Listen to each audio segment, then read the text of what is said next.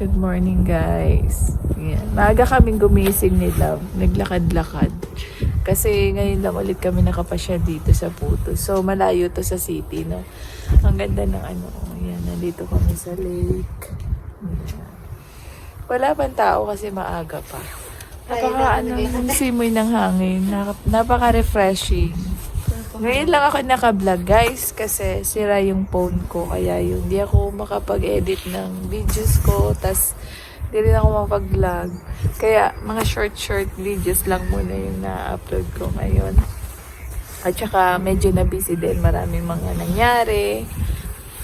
Ayun, daming ibon. Ang ganda ng araw. Na-miss ko yung ganitong gising kasi simula nung late na kami lagi nakakatulog. Late na rin kami nagigising. Kasi nung nasa Taiwan ako, lagi akong maagang nagigising. Masarap din kasing gumising ng umaga, no guys? Ang ganda, guys. Oh, nandito kami sa lake dito sa Putos. Ayan. Dalawa lang kami ni Love. Naglakad-lakad kami. Labi. Senti yan. Ang ganda na araw. Papainit? Tapos dito, bato-bato siya. Malalim kaya yan? Yes. Try natin. Kaya mo. Tango ikaw. Ang lamig niyan. Ang ganda ng araw, guys. Nakaka-relax. May araw, pero malamig ang simoy ng hangin. Yes. Ayan. Diba? Ang relaxing. Ang agos ng tubig.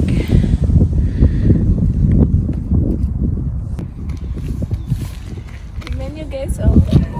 Diba? Ang ganda ng araw. Maganda ang part dito kasi malawak siya. Tsaka may may lake. Ang mga puno na to buhay.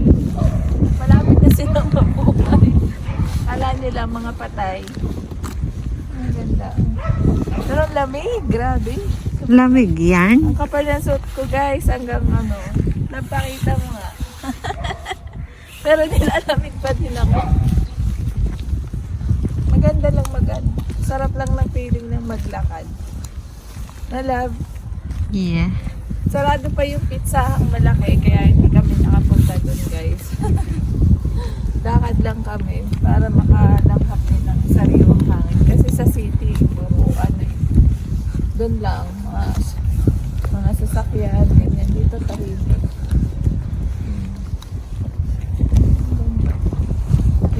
Dito sa side na to. Ayan. Tignan nyo yung mga bahayan dito. Tatakpan siya ng parang small parang village. Kita nyo ba, guys? Ang ganda ng ibon, no?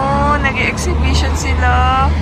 Alam nyo ba ang sabi nila? Pag nakakita ng ibon na grupo na lumilipad, lipad, grupo, mag-wish ka.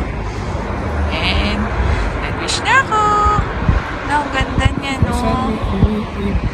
Zabiliście zdjęcie? A to by było niefajne.